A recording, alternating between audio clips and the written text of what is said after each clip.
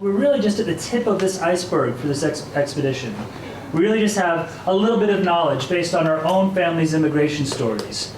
And as we get into our expedition, we'll get into two really chunky, long-term case studies. Please take a look at today's workshop target. Give me a thumb if you have a specific notice or a wonder based on just today's workshop target. Let's make sure we understand what this is all about.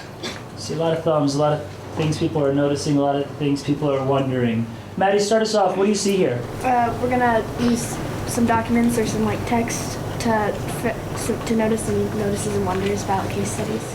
Yeah, we'll look at some different texts to create some notices and wonders. What else are you thinking about, Ben? What do you think we're going after here? What questions do you have about today's target? My question is, what's an immigration case study? Have that right here. Awesome. Great question, Ben. We'll come back to that in just a bit. Thanks. Andrew, something you're noticing or I wondering? think we're gonna, adding on to Maddie's for the source documents, we're trying to find understanding and research questions. Good. So specifically, we're trying to develop a bit of understanding today. It's just some introductory understanding, but probably what's even more important is our developing some research questions, questions that will help shape the rest of our investigation, the rest of this expedition in a way. Chase, what else are you seeing or wondering? We're going to use primary source Good. to figure this stuff. Give me a pinky. You can hold that pinky way down low if you're like, I have no idea about primary research documents or resource documents.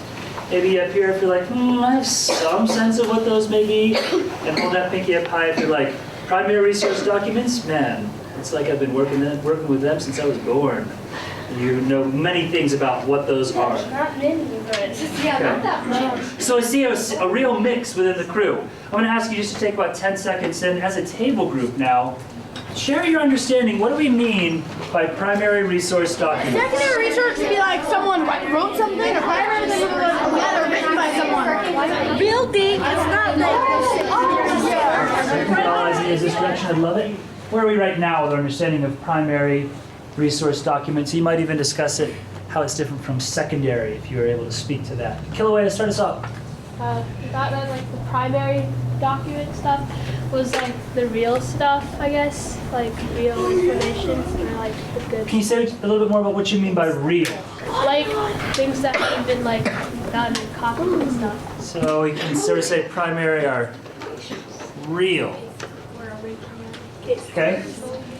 Great. Sienna, something else to add? Okay, so the primary came from that specific person, and like secondary came from somebody else who wasn't actually there to experience it or something. It was just like they know about it. Oh, yeah, that's so that's what usually secondary means.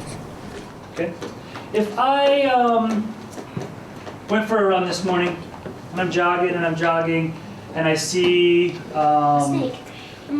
I see someone on my run and they're just singing these beautiful songs, right? And I write a newspaper article about it. Would you call that a primary or a secondary? Show me fingers. Primary or a secondary? I was right there, I saw it, I wrote a newspaper article about it. Oh, I see some mixed emotions. Okay, great. Let me ask you this question. If I was right there, I saw that person sing these beautiful songs when I was on my run, and then I told Devin about it. And then Devin wrote a letter to someone about it.